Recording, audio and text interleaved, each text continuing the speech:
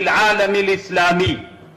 أول من شرح البخاري هو من أفغانستان، الحمد لله، كما قاله علامة بدر الدين الزركشي الشافعي رحمه الله في كتابه المسمى بالكواكب الدراري في الترجمة لإمام البخاري باللغة العربية. تعرفون الزركشي من أشهر علماء العالم الإسلام، فيقول في كتابه: أول من شرح البخاري وإمام الخطابي، الحمد لله، هو من ولاية جنوب أفغانستان هلمند هو مقبرة في هذه 20 سنة للكفار والأمريكيين. الحمد لله هو أول من شرح البخاري.